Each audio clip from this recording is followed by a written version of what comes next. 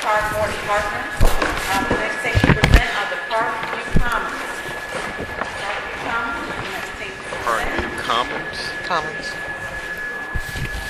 Again, like I said, all the names sound the same. Parkview Commons is the same.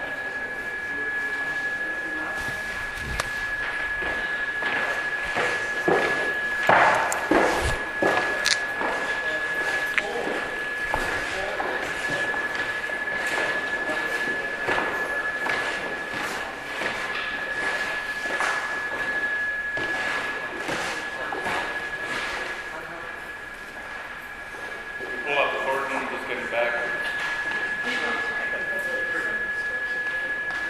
This is alphabetical. There's a method to my madness. My name is Michelle Owens. I'm the Managing Director of the Nonprofit Community Development Corporation of DC. We're a nonprofit based in DC, primarily worked in DC, and we're committed to providing affordable housing for the residents of DC. I want to tell you a short little story. About 40 years ago, there was a little girl that lived on Rock Creek Church Road down the way. She lived in a house with her 6 younger brothers and sisters, her parents, her grandparents, her aunt, uncle, her cousin, her 2 fish, and the dog named Bill. And she walked 8 blocks to this school, Parkview Elementary. And that little girl was me. This is not the first time I've been on this stage, but it's been a long, long time. And you've made some changes. There's air conditioning, and I think that's probably the same flag. So NPCDC was started in 1994. I've been the managing director for 15 years. And as I said, we're committed to providing housing that is affordable to people, that's safe, that is a place that they want to live in, and that they're proud to call home. And anyone can build quality housing. Everyone that's been up on this stage is qualified to be up here. But what we do is provide homes that for individuals and families. And we know that a thriving community is not just a function of providing quality housing, it's also a function of providing a supportive environment. We have a number of projects throughout the city that many are 100% Section 8. And the kinds of things that we try to provide for the community are not just social services, on-site social services, but community events, ice cream socials, a garden, which the kids started throwing tomatoes at each other, but that's another story. And we really care about what happens to everybody. In one of our Southeast properties, we had 5 kids go to college and 2 go into the military. That was a future that wasn't going to happen. But that's what we care about past and beyond the housing. We are also very experienced in relocation. We've done projects that have involved that. And again, providing on-site social services. So big plans and big ideas need a great team. So I'd like to introduce you to who's on our team. You want to know who the boss is? Who's that guy? Okay, it's us. This is Ken. He represents a very large firm that has done huge projects. They've completed all of them. And they are, I said we need a good team. We also need big money. That's who he is.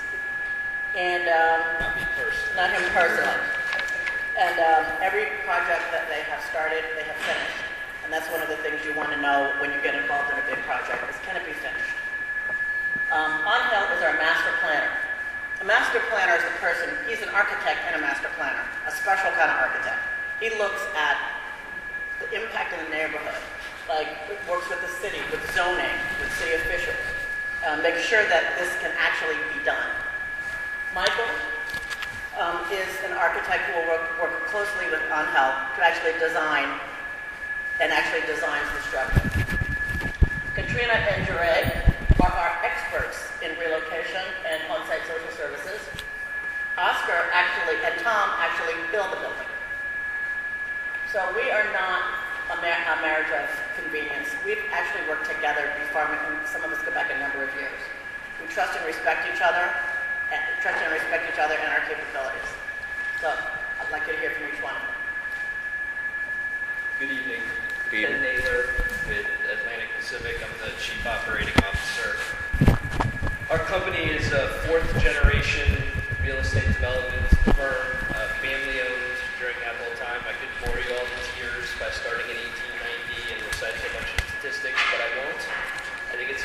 say we've built for over a century homes for people at every single income level, whether they be extremely low-income people who are formerly homeless or ritzy condos for people who have more money than sense. Mixed income as well, and no four doors before you ask. My division of Atlantic Pacific Communities is focused on partnering with community groups, government agencies, nonprofit organizations, faith-based institutions in a select handful of communities around the country. This year we were named the third largest affordable housing developer in the country, which is a little bit misleading because we really do focus. We recently decided to add the district to our short list, and I'm proud to say that we have 39 units under construction in Deanwood Heights right now with Campbell Builders, who you'll hear from later as the contractor. I'd like to tell you more about our track record and our relationship with NPCDC, but I'm going to defer that for a few minutes and let our master planner, Angel Clarence, take over from here. Let's see. Do I hear me? No, closer. Now? Closer. Go ahead. Yes. He's all there, Shannon. There. Now? Yeah. So let me tell you a little bit about it. I have to tell you about myself because that's who I'm representing. I am not, okay, now I can hear the reverberation. Okay, so I have to tell you about myself because I'm not representing a big company, big corporation, or big money. I'm an architect. I'm also a teacher. I'm a professor of architecture at Howard University, and I've been teaching at Howard for 32 years. So do the math. Don't do it. So in any case, part of my history, and I'm not going to bore you with all of it, but part of the history that is relevant to this issue was my experiences that I had when, in the 1990s, when I was appointed by Sharon Pratt Kelly to the Board of Zoning Adjustment. I sat on the board for 7 years, being the chair of the board for 2 of those 7 years. It was a wonderful experience. I had all of Washington came before during those 7 years. All the areas of Washington came to the Board of Zoning Adjustment with one issue or another.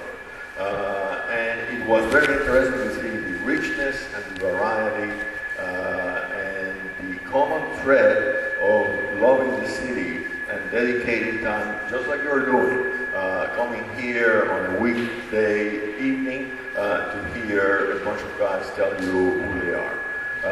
And that shows dedication, and we saw that in the presentations of the ANC when they came before the board, the dedication of regular citizens expressing their opinion clearly, intelligently, and succinctly. So it was an experience that formed me. The understanding of the variety, the diversity of people in the city. So the second point that I want to talk about is my relationship with NPCDC. We started about 15 years ago, just about the time that Michelle became director or general manager. Whatever. Okay, so, and I was asked to go and visit a site in Southeast, and I arrived at the site, and it was amazing. It was an amazing site. It was, there were boarded up buildings in different states of disrepair. It was overgrown. There was a couple of dogs, probably relatives of Cujo, who were sort of marching along. But that's what was there. That's not what I saw. What I saw was something else. What I saw was a community that had been changed and modified. I probably have to rush a little bit now. Okay, I tend to talk. That's what teachers do. and so in any case, I visualized something else, and NBCC did it. And today, Douglas Knolls is a 184 unit complex of buildings that is home to this 184 families. So it's very personal for me to visualize what is going to be then converted in the home of people. And I think that's what I bring to the table. I trust the abilities of my colleague, Michael Marshall, very talented architect. I hope to work with him, providing this idea, making sure the building transitions properly to the surrounding neighborhood, that the street layout works properly and correctly, and dealing with the different organizations such as the Office of Planning and the other agencies of the city. Thank you, Rahel. My name is Michael Marshall. My firm, Marshall Moya Design, is excited to be part of redevelopment of Park North. Our office is located in the city, and I am a native Washingtonian. As an architect, Park Morton is a very important project for me, both personally and professionally. I have had family who lived at Irving and Water Street, and I have also had relatives who lived in Paradise, another Washington public housing project in Mayfair, far northeast. I'm quite familiar with your neighborhood and the kind of environments that exist in the community, such as yours at Park Morton.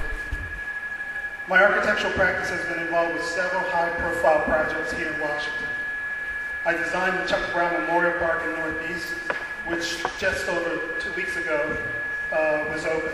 The new memorial is located in Langdon Park, 3 blocks from where I grew up in the mid-'60s.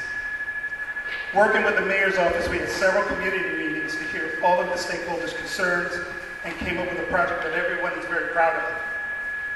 The original proposal was to build an amphitheater, but through discussions with the surrounding community, the project evolved into an open-air memorial. My firm is also the architect for the renovation and the renaissance of the historic Howard Theater, where there were numerous community meetings to bring this long-closed piece of African-American history and culture back to life. Marshall Moya Design was part of the team of master planners and architects that designed City Vista, the new mixed-use public-private development that brought one of the first new grocery stores, the Safeway, downtown in a generation. Again, numerous community meetings were held in conjunction with the ANC meetings to discuss the design and to understand the services that the neighborhood wanted to see as part of the project.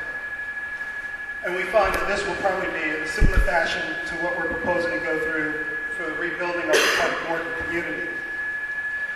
So I hope these projects, you can appreciate our commitment to your community and our involvement in the renaissance of our city. Thank you very much. Good evening. My name is Katrina Jeter, and I'm with Housing Opportunities Unlimited. Housing Opportunities Unlimited, we have 34 years of experience in conducting resident services and relocation services nationwide. We have successfully relocated 14,500 families nationwide. We have locally relocated 2,700 families within the Washington, D.C. area. I have 6 years of relocation experience with Housing Opportunities within the Washington, D.C. area and have been involved in many of the projects that they spoke on this evening. I would like to advise the community that HOU, our goal is to handhold the residents through this process. We give special attention to every household. We assess their needs upon joining the community. Oh, okay. So we handhold you through this process. We come in and we take assessments of every household to determine the household needs and preferences. With that, after assessing the household needs, if necessary, we connect the families to the appropriate services, agencies, and local assistance that is provided. Special attention and care and consideration is always given to our elderly, special needs, and disabled households. We do things like give tips on packing children how to pack, give them proper organization strategies, and assist them with even connecting their amenities in their house, their cable, their telephone, whatever we need to do to make this process as smooth as possible. We know that we've been successful in these projects in the past because by the end of the project, we're able to walk these families into their new homes and we see the smiles on their faces, we feel the joy in their hearts, and we've experienced that with them because we've been through that process with you all. We know we've succeeded because our seniors have been able to relocate with minimal stress because we do everything necessary to make sure that this process is not cumbersome for them. We know that we've been successful because we have children who don't miss days of school. People don't miss their doctor's appointments because we try to pay special attention to where your doctor's office is located and we connect you with the services or resources to make sure that this is not a stressful process for the community. By the end of this, we know we've been successful because by the end of each of these projects, we are completely immersed in these communities. We are celebrating with these communities. I'm eating with these families. I'm taking dinners home. We're coming to the births of their children. We're coming to their housewarming events. We are very proud of how we handle the residents in each community that we serve. And we pay special attention and special care to each individual's needs within that community. One of the benefits of us being with this team is that we are currently on site at Park Morton. We have on-site services at this time, currently with our relocation, with our resident services, case management specialist, and job developer, Ms. Jeray Wilson. We assist residents with job developing, finding jobs, resume developing, improving their credit,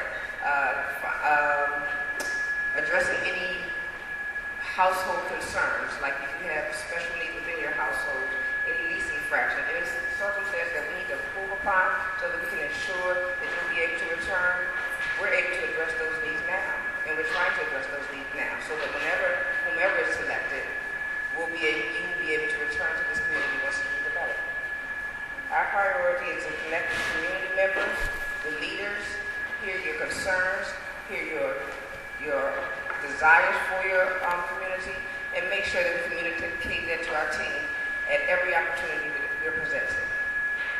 So now we also will have job development, job opportunities with Hamel Builders. Good evening. Just quickly, my name is Tom Ball. I'm the Executive Vice President of Hamel Builders, and we're a general contractor that we do a lot of work in the Baltimore, Washington area. We've got numerous projects in Washington right now. I'm going to let Oscar tell you about.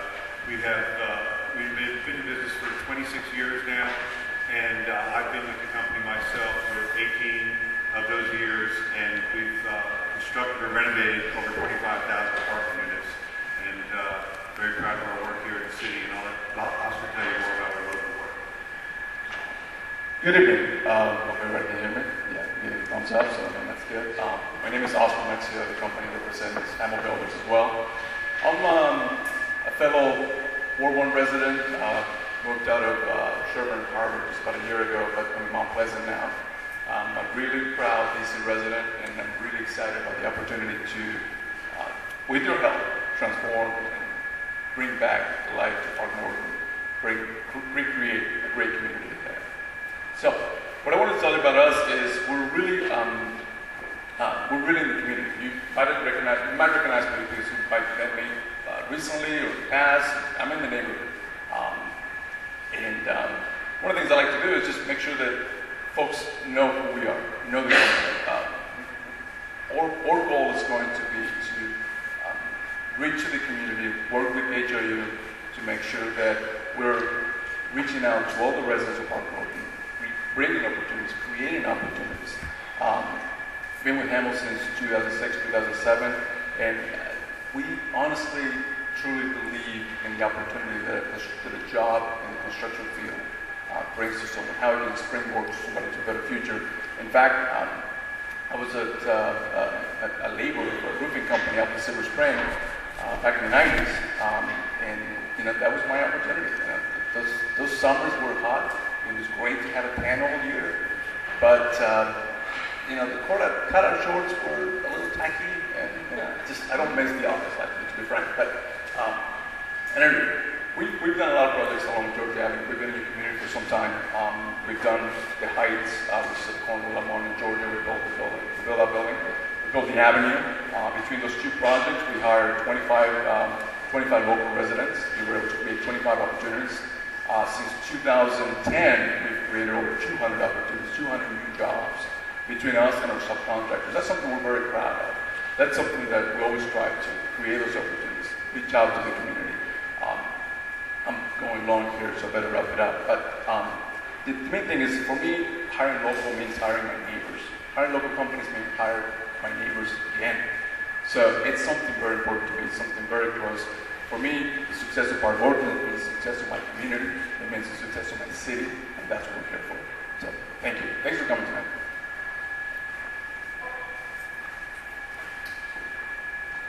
It's a privilege to be part of such a talented team. I think when I look at the ingredients that are here, we've got all of the ingredients of our most successful past projects, except for one thing, which is you. We haven't heard from the community yet. We couldn't possibly speak to your needs because we haven't heard them yet. It reminds me of 8 years ago, I was standing in a room that was actually a lot shabbier than this one. It was a beautiful auditorium, talking to the residents of, the very skeptical residents of a community in Fort Lauderdale that we were working with the Housing Authority there to redevelop. And after dozens of conversations with them, we felt like we finally had the community vision down. After dozens more conversations with all of the residents, we had a group of people who were willing to move basically on a leap of faith, because moving is painful regardless of what we do for you. But by the time we demolished those units and moved those residents back from phase 1, when we went back to the community to start talking about phase 2, we had an excited group of people. We had people who knew that they were not only going to have a strong hand in the design of the development, but also the construction of the development. One example, every single cabinet in the entire 800-unit development that we ultimately built there was built by public housing residents. A lot of those people have gone on to be woodworkers of their own right, building custom cabinetry. So, we believe in an extremely integrated process. I think one, just to preempt the question as to who's the boss.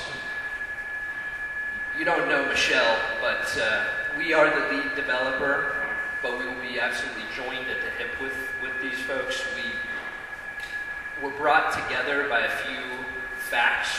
You know, our company has prided itself on a business model of being able to work with local communities on an intensive level that is more intensive than our competitors, and the NPCDC folks basically warned me that if I work with them, they will be monitoring my every move, every day, forever.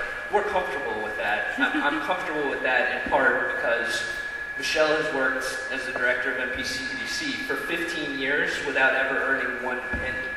She does that because she grew up in the neighborhood, and as she puts it, she wants other people to have the same opportunities she's had. Similarly, in my own background, my parents lived in public housing in Texas just a few years before I was born. And I believe that, like Michelle, people should be able to have the kinds of opportunities that I've had in my life. We've got a great team. We've got the relentlessness and the expertise and the passion to realize your vision once we can actually hear from you. And we'd love to hear your questions.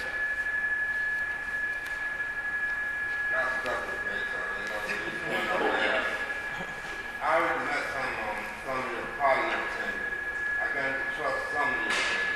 I ain't got to know the rest of the lot. Right. My main concern is, number one, we got keep the work by hiring in the neighborhood, not outside. And the second off, y'all must stay in contact with the ANC as a whole to let us know what's going on. Okay, the question was, will we keep our word to hire from within the neighborhood, and will we stay in touch with the ANC to keep you informed about what's going on? Actually, I will keep my word because when we do job fairs, I do the job fairs. You're not going to see some other person that was before. Give you my address. You can come and see me. My office is in Southeast DC at the corner of Pennsylvania and Minnesota. You can come see me there as well. So that's my word. You know where to find me. You know how to get me. I'll be there. And I'll just speak a second to the staying in touch with the ANC, and I'm going to include that being in touch with the surrounding neighborhood. We are incredibly integrated in the neighborhoods of the developments that we've done. And he joked about we're going to be watching him every day. One of the people who's actually not here does have on his iPhone the security camera feeds from our properties. So we know what's going on. Yes. Yes, ma'am. Okay, same question from the last team. Which of your organizations is bringing in the off-site parcel to the project? I'm sorry, say that again? Which of your organizations is bringing the control of an off-site parcel to the project? Oh, control of an off-site parcel. We actually have a fabulous idea that we can't talk about.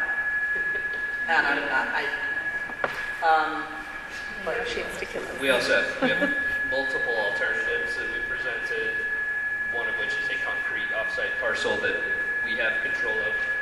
There are some others that we can't talk about, which I would love to talk about, but Lori will actually tackle me on the stage, so unfortunately, my hands are tied.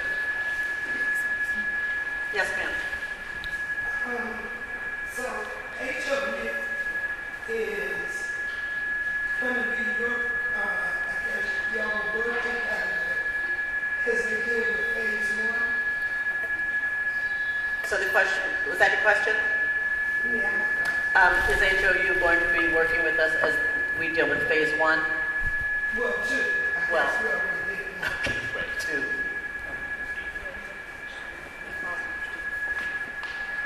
The phase one relocation was handled by the previous developers.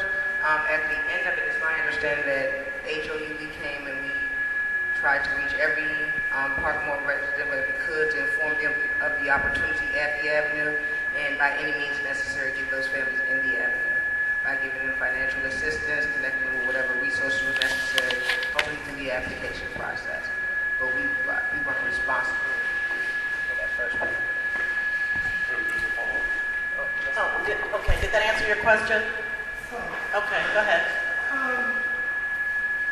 Parkmore, Mr. Wright, what was the success rate of the residents that was able to move in phase one with the services that you guys get? The question was, what was the success rate of with the residents in phase one of the initial project?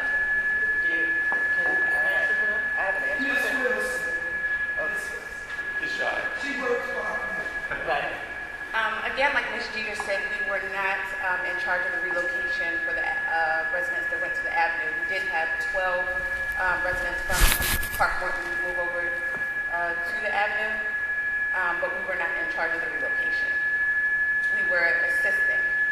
You mean as far as the services? The services meaning you help the residents, you will be able to help the residents with what you guys need for them to transition into the new communities. Because we weren't at the groundwork of planning for that relocation, I can tell you what I do and what I have done in the past in the relocation projects. What we do, Excuse me. and this is how we You're in North Cap. We're talking about phase one of Parkmore. The residents here. I think what Joy's trying to say is, in that, correct me if I'm wrong, that there was another organization, company, entity that was in charge of that, so that kind of how it went, she didn't have a decision on that. Is that accurate to say? So without maligning anybody, basically what she's saying, I was not in charge of that. And I get your question, which is what happens. I Yeah. guess I'm just hoping that a lot more of the residents, okay, than phase one, be afforded the opportunity to go into the community. Because it's gonna We agree with you. It's gonna be Right. an extensive, and I mean, it's not as simple as not. you guys are making it sound. It's not simple at all. Right, Right. exactly, because I'm in phase one, Okay. the ag. And I just want to know, or I'm going to hope, that the residents, all residents in Parkland, be afforded that opportunity to either stay or, come back to the new. That's what we want to. But it's not just what we want, it's what we vetted with our banks. We have submitted 2 separate debt and equity commitments for this proposal. So we understand, obviously we haven't been through too many community meetings, but the community needs a relocation plan that works. I don't think I'm portraying any special trade secrets of our plan.